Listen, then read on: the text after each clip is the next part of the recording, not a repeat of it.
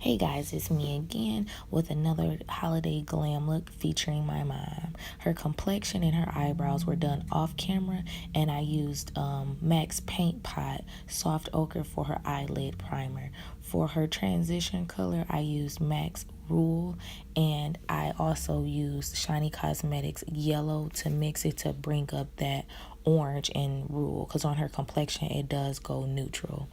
For her plum shade that you see that I'm applying on her eyelid, I also use the Shiny Cosmetics as well, and I'm using a Bdellium tools to pack on that eyeshadow.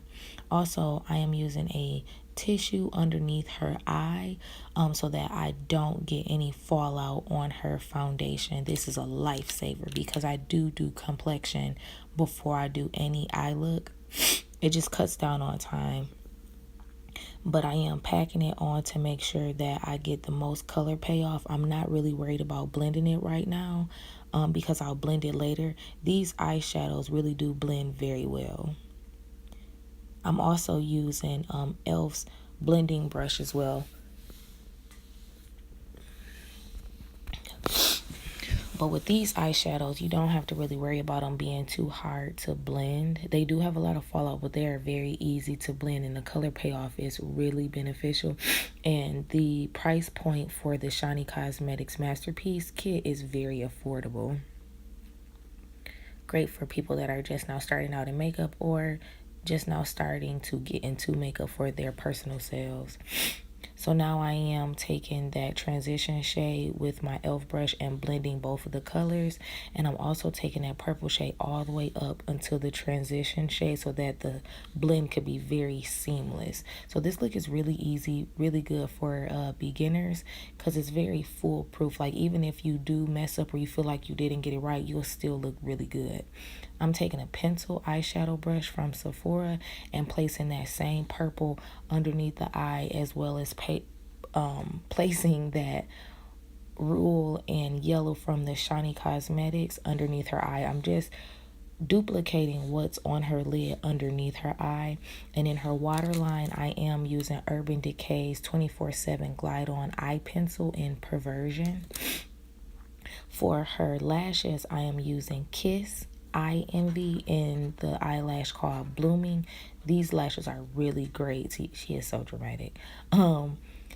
These lashes are really great because the band isn't thick on them, but they are very full and pretty, and they complement her facial features because my mom does have a lot of eyelid space, but her eyes are small, so I didn't want any lashes that will overwhelm her face or her eyes. I wanted everything to be cohesive.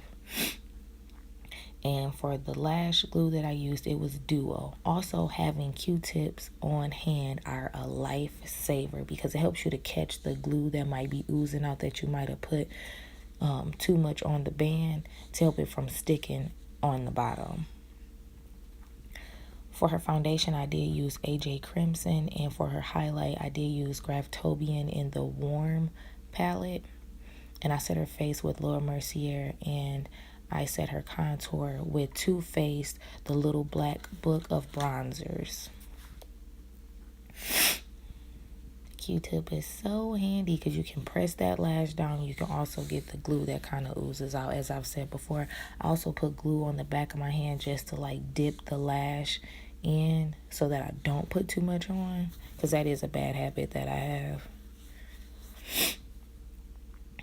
I am taking a brush from Real Techniques that doesn't have anything on it to kind of brush the little bit of fallout that I do have underneath her eye.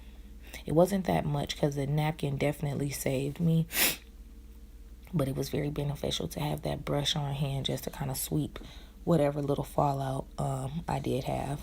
I'm kind of going back in to make sure that I fused her natural lashes with the lash strips, because I do try to make sure that I don't get the lash right on top of their natural lash. I'm going back in with the Graftobian Warm palette to place underneath her eye because I didn't take the foundation all the way up her eye because I knew I was going to be putting eyeshadow underneath. When your highlight is too bright, you can go back in with your overall color and blend it out with that so it can tone down that highlight. But if you do like your under eye bright, then you could just leave it because it'll be fine. I'm also using a makeup wedge to blend it out. I usually do use makeup wedges to do my complexion because I don't like to use a whole lot of brushes. That's just my thing. And I kind of got used to it when I didn't have a lot of brushes to work with very minimal. So it doesn't matter about how many brushes you got. It matters what you do with it, honey.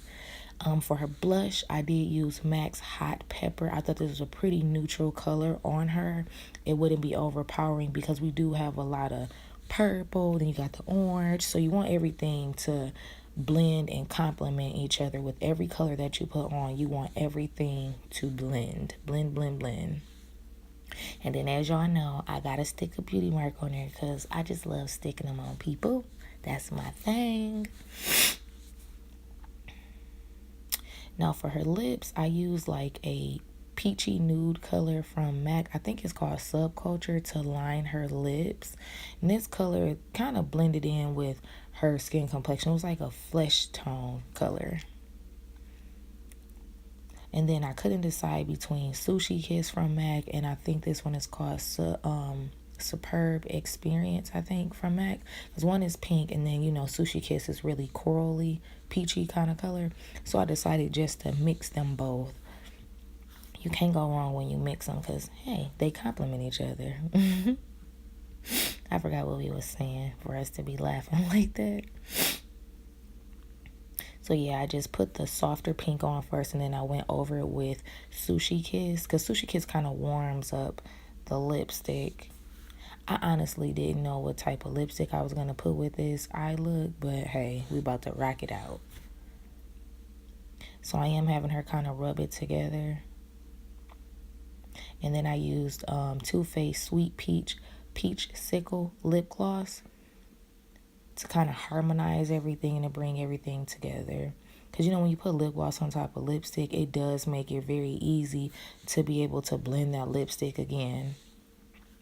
And then I do take a Q-tip just to kind of clean up the lips without removing any of her foundation. And I'm going to go back in because I did miss a few spots and I didn't really blend it as best as I could. So I just went back in with the lip gloss. Just to kind of make sure that that lip liner and the lipstick is all one, together. Told y'all those Q-tips come in handy. You could clean up without removing anything. If you do remove something with a Q-tip, that means you are probably pressing too hard with it. But it's definitely good for cleanups. And you want to, minimize on any cleanups or re-applications of certain things. So I'm just showing you guys like how that eyeshadow is really, really blended. I told you don't worry about blending when you're trying to pack on that eyeshadow because it's going to blend in the end. And as you can see, it blended. So after a once over, I saw that I wanted to add just a little bit of highlight, not anything sparkling or anything.